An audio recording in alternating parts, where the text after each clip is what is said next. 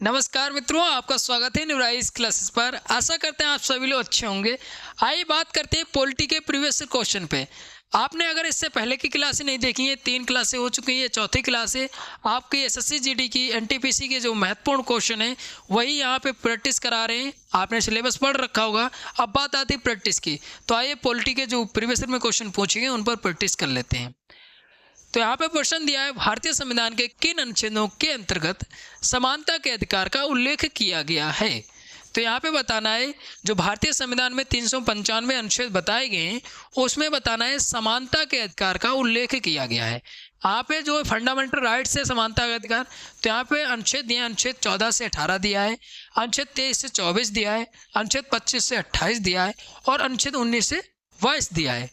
तो यहाँ पे बात करते हैं समानता का अधिकार की। जब बात आती है तो आप याद रखिएगा अनुच्छेद 14 से 18 संबंधित है।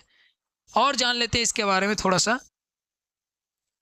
तो यहाँ पे दिया है अनुच्छेद 14 में क्या बताया गया। तो अनुच्छेद 14 की जब बात करते हैं तो इसमें विधि के समक्ष समानता की बात की गई अनुच्छेद 14 में।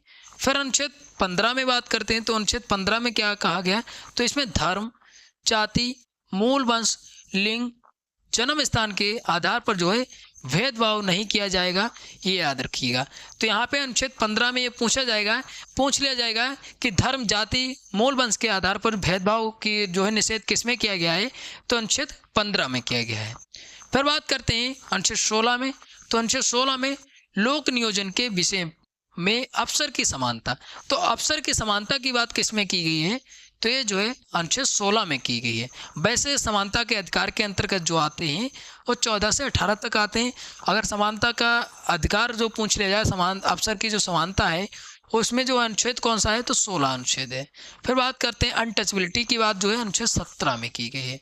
उपाधियों का अंत जो की गई है वो किसमें की गई है, तो अनुच्छेद 18 में की गई है।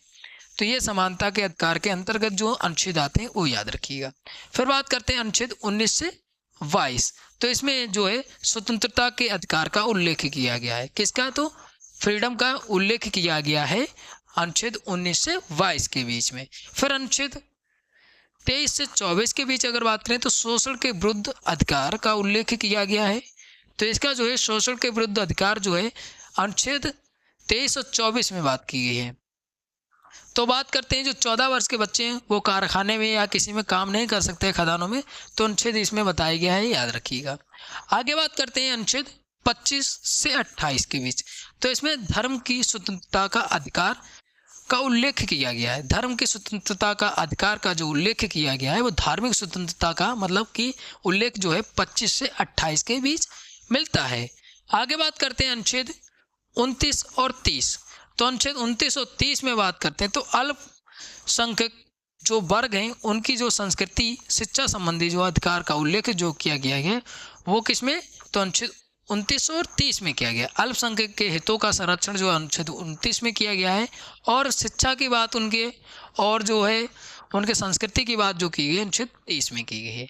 तो इतने अनुच्छेद जो हैं। और अगर पूछ लिया जाए इसका भाग कौन सा संबंधित, तो भाग जो है वो कौन सा संबंधित है, तो भाग 3 में फंडामेंटल राइट्स की बात की गई है। टोटल अगर बात करते हैं अनुच्छेद की तो अनुच्छेद जो है कितने संबंधित है, तो अनुच्छेद 12 से 35 तक इसका उल्लेख मिलता है, याद रखिएगा। जो संपत्ति का अधिकार था जो अनुच्छेद 31 में बताया गया था उसको जो है विधिक अधिकार बना दिया गया। आगे चर्चा करेंगे इसके बारे में। अगला यहाँ पे प्रश्न दिया है, भारत के संविधान के लागू होने के समय इनमें मूलतः कितने अनुच्छेद थे। तो यहाँ पे बताना है कि जो भारतीय संविधान है उस समय लागू हुआ था 26 जनवरी 1950 को, उस समय अनुच्छेद कितने थे। तो यहाँ पे दिया है 396 दिया है, 391 दिया है, 392 दिया है और 395 दिया है। तो अब बात करते हैं भारतीय संविधान जब लागू हुआ था, अंगीकृत किया गया था, तब भी अनुच्छेद जो है 395 अनुच्छेद थे, याद रखिए 395 अनुच्छेद थे। अब जो इसके भाग बना दिए का खा का तो इस तरीके से ज़्यादा हो जाते हैं, लेकिन अगर मूल अनुच्छेद बात करें तो मूल अनुच्छेद अब भी 395 ही हैं। फिर बात करते हैं जब भारतीय संविधान लागू कब होता, 26 जनवरी 1950 को लागू होता है। 26 जनवरी 1950 को जब भारतीय संविधान लागू हुआ था। अगर अंगीकृत की डेट पूछ लिया तो अंगीकृत कब किया गया था, तो ये जो है अंगीकृत 1949 में किया गया, 26 नवंबर 1949 को अंगीकृत किया गया था, याद रखिएगा। फिर यहाँ पे एक पॉइंट ये महत्वपूर्ण बन जाता है कि जो है संविधान को बनने में कितना समय लगा, तो 2 वर्ष 11 माह 18 दिन लगे। फिर एक प्रश्न और पूछा जाता है कि संविधान सभा जो संविधान का निर्माण किया है उसमें सदस्य कितने थे, तो सदस्य थे 389 सदस्य थे। फिर 395 अनुच्छेद जब अंगीकृत किया गया था, लागू किया गया था, उसके बाद 8 अनुसूचियां थी। कितनी? 8 अनुसूचियां थी और 22 भाग थे। अगर वर्तमान में बात करें तो अब कितनी अनुसूचियां हो गई, तो ये जो है 12 अनुसूचियां हो गई हैं। फिर इसमें जो 12 अनुसूचियां हो गई उसमें 9वीं अनुसूची जोड़ी गई, पहला संविधान संशोधन अधिनियम है 1951 का। फिर जो है 10वीं अनुसूची 52 नंबर का जो संविधान संशोधन अधिनियम है 1985 का, उसके द्वारा जोड़ी गई। फिर 11वें नंबर की अनुसूची जो जोड़ी गई वो 73वां संविधान संशोधन अधिनियम है, कब का है, तो 1973वां है 1992 का। फिर 12वीं अनुसूची को तो ये जो है 74वां संविधान संशोधन, ये भी 1992 का ही है।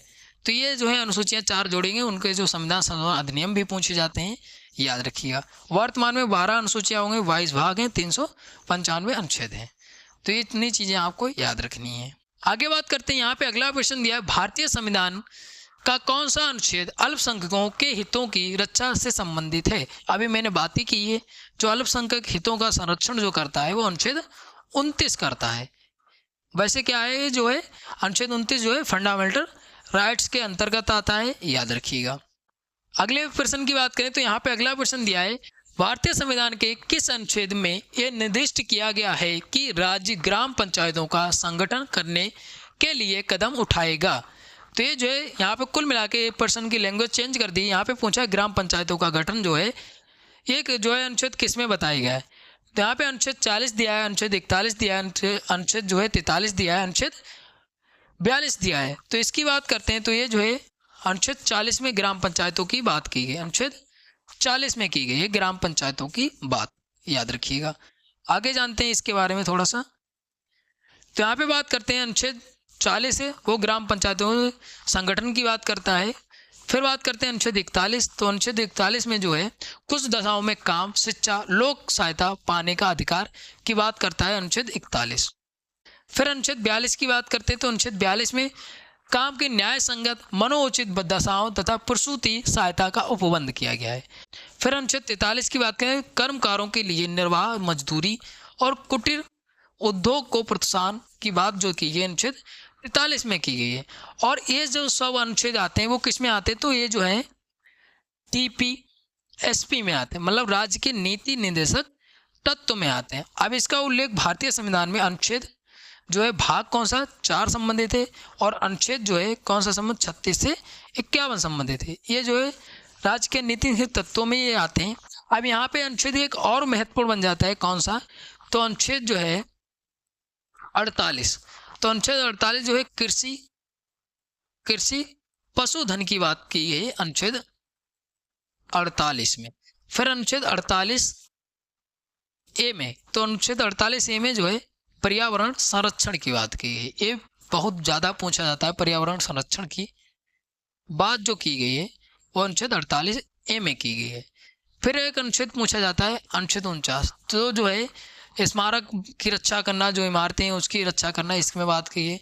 फिर सबसे महत्वपूर्ण जो पूछा जाता है अनुच्छेद 50, जो है अनुच्छेद 50 में कार्यपालिका और न्यायपालिका का पृथक्करण की बात जो की गई अनुच्छेद 50 में की गई है, अनुच्छेद 50 में की गई, याद रखिए।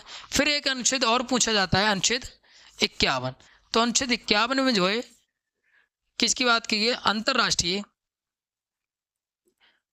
अंतरराष्ट्रीय शांति और सुरक्षा की बात की गई है। अंतर्राष्ट्रीय शांति और सुरक्षा की बात जो की गई है वो किस में की गई है, तो अनुच्छेद 51 में की गई है।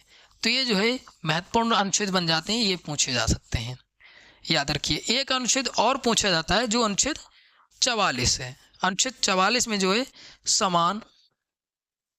समान नागरिक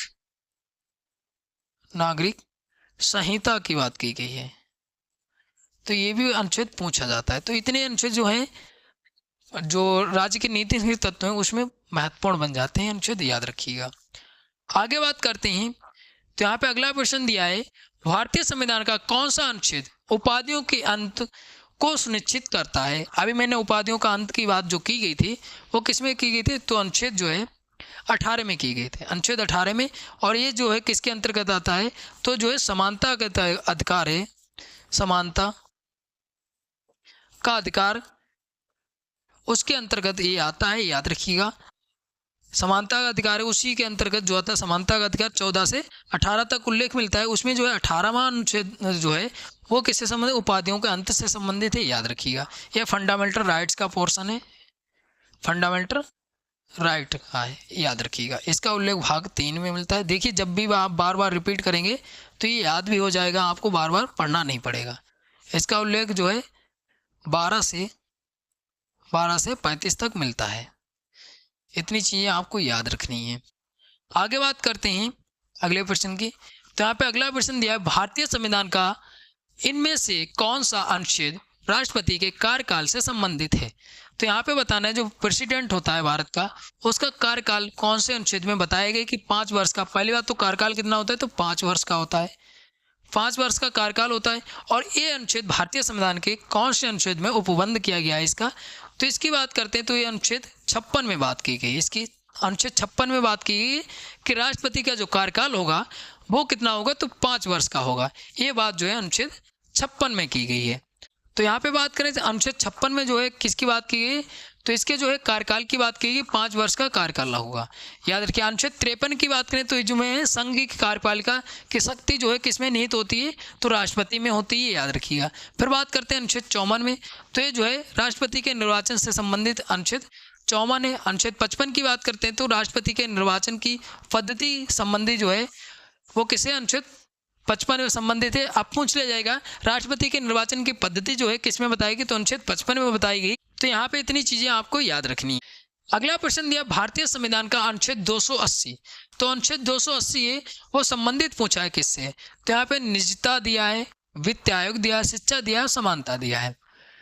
तो यहाँ पे बात करते हैं तो ये जो है वित्त आयोग से संबंधित है, जो वित्त आयोग से संबंधित है अनुच्छेद 280। अब अनुच्छेद 280 वित्त आयोग से संबंधित है। अगर बात करते हैं शिक्षा से, तो शिक्षा से अनुच्छेद 21 का संबंधित है, जो निःशुल्क अनिवार्य शिक्षा की बात की गई है। समानता का अधिकार जो है किसकी बात की गई है, समानता का अधिकार जो है विधि के समक्ष समानता की बात जो की गई है वो अनुच्छेद 14 में की गई है। समानता का अधिकार जो है अनुच्छेद 14 से 18 तक उल्लेख मिलता है, याद रखिएगा।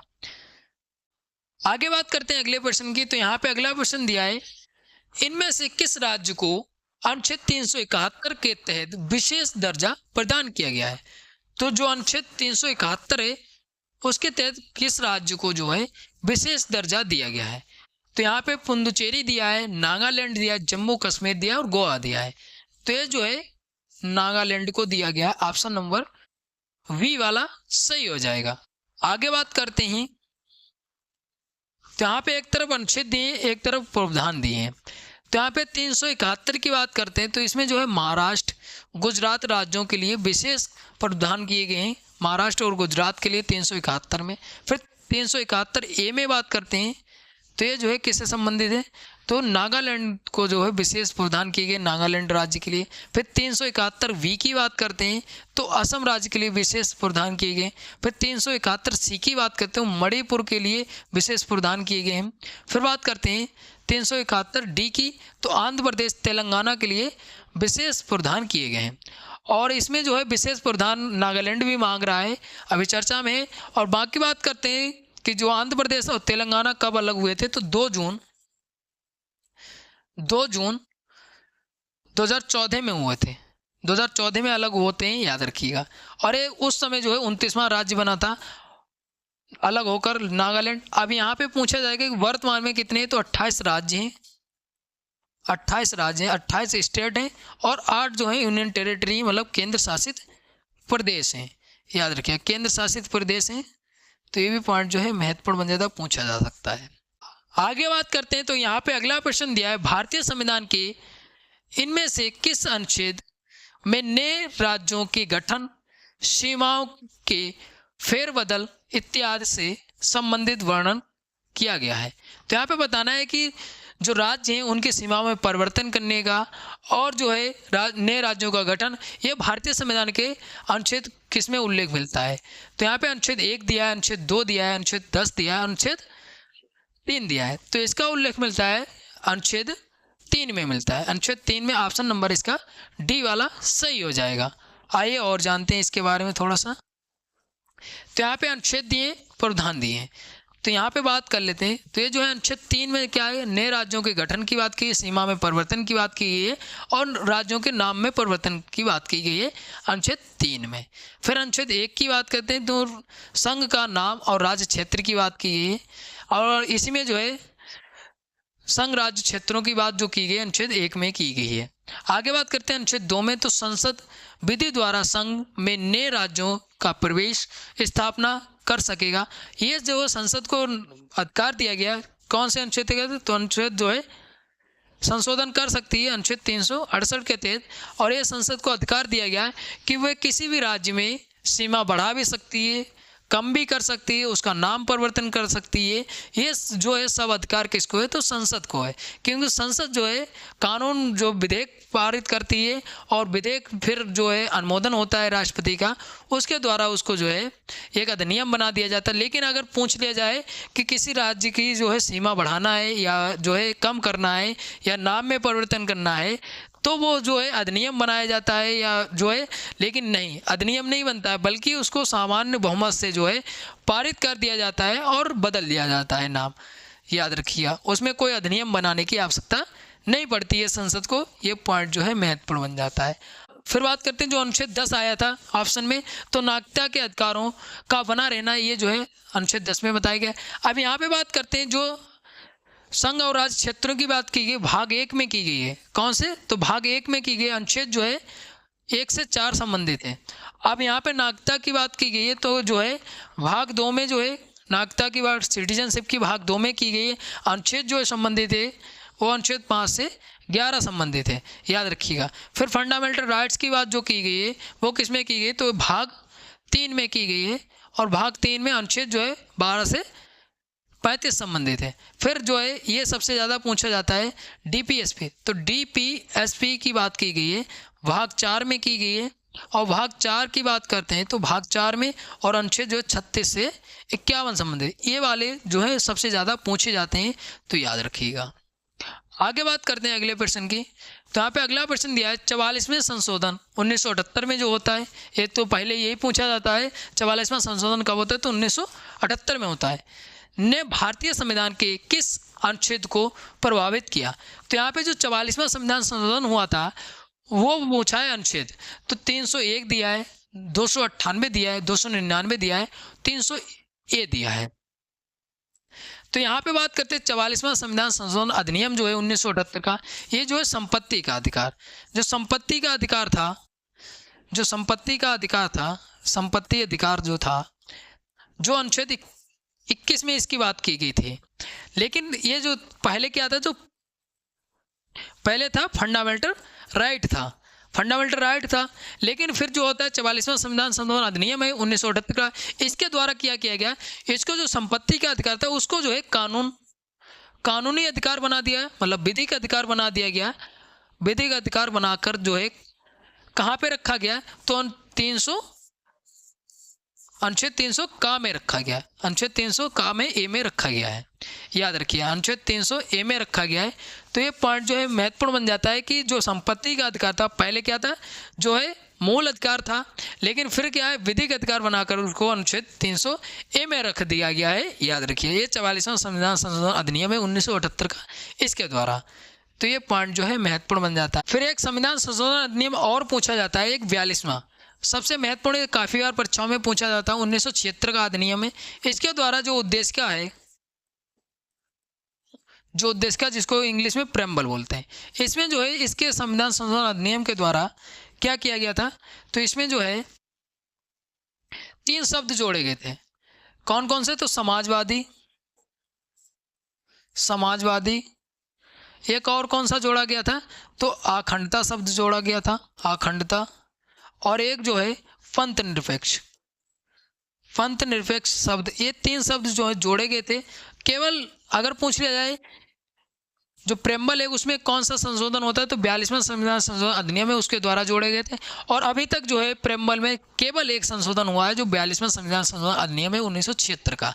फिर एक प्रश्न और पूछा जाता है कि ये कौन सा वाद है जिसमें बताया गया है कि जो है प्रेम्बल में संशोधन हो सकता है, तो ये जो है किसमें कहा गया, तो केशवानंद भारती वाद है 1973 का। तो उसमें ये कहा गया था कि प्रेम्बल में भी संशोधन हो सकता है, और संशोधन केवल एक हुआ है जो 42वां संविधान संशोधन अधिनियम है उसके द्वारा 3 शब्द जोड़े गए थे। अब यहाँ पे बात करते हैं कि इसी द्वारा जो मूल कर्तव्य इसके द्वारा जो है मूल कर्तव्य जोड़े गए थे। मूल कर्तव्य इसका भाग 4A संबंधित है। और अगर बात करते हैं अनुच्छेद जो है 51 का संबंधित है। तो ये याद रखिए, इतनी चीजें आपको याद रखनी है। आगे बात करते हैं तो यहाँ पे अगला प्रश्न दिया है, भारतीय संविधान के अनुच्छेद 112 के तहत तैयार वार्षिक वित्तीय विवरण को कहा जाता है। तो यहाँ पे जो अनुच्छेद 112 है, हालांकि अभी बजट पेश किया जाएगा, तो यहाँ पे बजट शब्द का जो है इसको कहा जाता है, वार्षिक वित्तीय विवरण को जो कहा जाता है वो बजट कहा जाता है। ऑप्शन नंबर सी वाला सही हो जाएगा।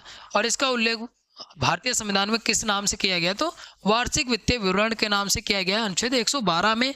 अब यहाँ पे एक प्रश्न पूछा जाएगा कि अभी जो है 2025 और 26 का जो बजट पेश किया जाएगा वो 1 फरवरी 2025 में पेश किया जाएगा। अब यहाँ पे एक महत्वपूर्ण बन जाता है, कौन बजट पेश करता है, तो वित्त मंत्री बजट पेश करते हैं। और इस बार जो है जो निर्मला सीतारमन जी हैं, वित्त मंत्री हैं सीतारमन। तो यहाँ पे एक पॉइंट ये पूछा जाएगा कि ये अपने शासनकाल का कौन सा बजट पेश करेंगी, तो 8वां बजट पेश करेंगे, याद रखिए। और ये भारत की पहली ऐसी महिला बन गई, इन्होंने लगातार 8वां बजट 1 फरवरी 2025 को पेश करेंगे, इसलिए महत्वपूर्ण बन जाता है। तो याद रखिए यहाँ पे इतनी चीजें। आगे बात करते हैं, अगला प्रश्न दिया, भारतीय संविधान के अंतर्गत वित्तीय आपातकाल घोषित किया जा सकता है। तो यहाँ पे देखिए वित्तीय आपातकाल पूछा है, राष्ट्रीय आपातकाल नहीं पूछा है। तो यहाँ पे वित्तीय आपातकाल की जब घोषणा की जाती है तो कौन सा अनुच्छेद संबंधित, तो यहाँ पे अनुच्छेद 352 दिया है, अनुच्छेद 359 दिया है, अनुच्छेद 360 दिया है और अनुच्छेद 356 दिया है। तब यहाँ पे इसकी बात करते हैं तो ये जो है अनुच्छेद 360 संबंधित है वित्तीय आपातकाल से। और अगर पूछ लिया जाए राष्ट्रीय आपातकाल से कौन कौन सा अनुच्छेद संबंधित है, तो ये जो है अनुच्छेद राष्ट्रीय तो ये जो है अनुच्छेद 352 संबंधित है। अगर पूछ लिया जाए राष्ट्रीय आपातकाल कब लगाए गए थे, 1975 में लगाया गया था। उस समय प्रधानमंत्री कौन थे, तो ये जो है भारत की पहली महिला प्रधानमंत्री कौन बनी, इंदिरा गांधी, उनके शासनकाल में ये जो राष्ट्रीय आपातकाल लगाया गया था। अब यहाँ पे एक इमरजेंसी जो फिल्म बनी है कंगना रनौत जी की, तो उसमें जो है उसी पर आधारित ये जो फिल्म है जो राष्ट्रीय आपातकाल लगाया गया था। अब यहाँ पे कंगना रनौत की जो फिल्म है वहाँ पे जो है बांग्लादेश में भी बैन कर दिया गया है, और जो है जो पंजाब है उसमें जो नहीं चलने दिया सिनेमा पे। वहाँ के जो सिख संगठन है उन्होंने जो है कंगना रनौत की जो इमरजेंसी फिल्म है उसको नहीं चलना दिया। वो किस पर आधारित है, राष्ट्रीय आपातकाल पर आधारित है। आपने अगर फिल्म नहीं देखी तो आप देख सकते हैं। आगे बात करते हैं, अगला यहाँ पे प्रश्न दिया है, भारतीय संविधान का कौन सा अनुच्छेद संघ की कार्यपालिका शक्तियों से संबंधित है। तो यहाँ पे बताना है जो संघ की कार्यपालिका शक्तियों से संबंधित है। अभी मैंने पीछे बात की थी, अगर आपने ध्यान दिया हो तो ये जो है अनुच्छेद 53 संबंधित है। तो अनुच्छेद 53 जो है वो संबंधित है, याद रखिएगा। अब यहाँ पे महत्वपूर्ण ये बन जाता है कि जो संघ की कार्यपालिका है उसका प्रमुख कौन होता है। तो प्रमुख पूछ ले तो प्रमुख जो होता है वो कौन होता है, प्रेसिडेंट होता है। कौन होता है, तो प्रेसिडेंट होता है प्रमुख इसका। इसी के पास जो है संघ की कार्यपालिका की शक्तियाँ होती हैं। इसका संघ की कार्यपालिका का उल्लेख भारतीय संविधान में जो है भाग 5 में मिलता है, भाग 5 में मिलता है। ये पॉइंट जो भी महत्वपूर्ण बन जाता है। और अगर बात करते हैं संघ की जो कार्यपालिका है उसमें कितने लोग आते हैं, तो संघ की जो कार्यपालिका होती है, संघ की कार्यपालिका, तो उसमें जो है 3 चीज़ें आती हैं। एक तो प्रेसिडेंट आता है, फिर वाइस प्रेसिडेंट आता है, और एक तो जो है मंत्री परिषद आती है, याद रखिए मंत्री परिषद आती है, मतलब संघ की कार्यपालिका में जो है 3 चीजें आती हैं, एक प्रेसिडेंट आता है, वाइस प्रेसिडेंट और मंत्री परिषद आती है। अगर पूछ ले संघ की कार्यपालिका का प्रमुख कौन होता है तो प्रेसिडेंट होता है। इतनी चीजें आपको याद रखनी है। आगे बात करते हैं अगले प्रश्न की। तो यहाँ पे अगला प्रश्न दिया है, भारतीय संविधान के किस अनुच्छेद में पंचायतों और स्थानीय निकाय शासन से संबंधित प्रावधान शामिल है।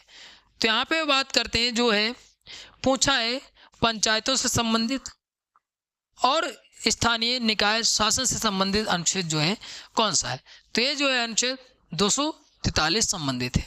ऑप्शन नंबर डी वाला सही हो जाएगा। ये जो है अनुच्छेद 51, ये जो है वो संबंधित है फंडामेंटल ड्यूटी से संबंधित है, याद रखिएगा। आगे बात करते हैं, तो यहाँ पे अनुच्छेद दिए और संबंध विषय दिया है। तो यहाँ पे जो है 14 अनुच्छेद जो है विधि के समक्ष समानता की बात की है। अनुच्छेद 21 में जो है प्राणदैहिक स्वतंत्रता का संरक्षण की बात की है। अनुच्छेद 270 में जो है उद्गृहित कर उनका राज्यों तथा संघ के बीच वितरण। फिर बात करते हैं अनुच्छेद 243 से 243 या 6 तक अगर बात करते हैं, इसमें जो है पंचायतों नगर पालिका के गठन की बात, शक्ति और संरचना की बात की गई, उत्तरदायित्व की बात की गई है, याद रखिएगा। तो यहाँ पे बात करते हैं, अब बात करते हैं जो अनुच्छेद 51 ये है, तो इसमें जो है मूल कर्तव्यों की बात की गई है। अब यहाँ पे एक महत्वपूर्ण ये पॉइंट बन जाता है कि नगर पालिका और जो है पंचायतों की बात जो की गई है, ग्राम पंचायतों को भाग 9 में की गई है, भाग 9 में, और जो है नगर पालिकाओं की बात जो की गई है उसमें जो है भाग 9A में की गई है। और अगर बात करते हैं भाग 9B में बात करते हैं तो सहकारी समितियों की बात की गई। तो इतनी चीज़ें आपको याद रखनी है। आज की क्लास यहीं पर समाप्त होती है। मिलते हैं अगली वीडियो में, तब तक के लिए धन्यवाद। अगर आपको वीडियो अच्छी लगी हो तो लाइक शेयर कमेंट करिएगा और चैनल को भी सब्सक्राइब कर लीजिए ताकि आपकी तैयारी जो है बेहतर हो सके। धन्यवाद।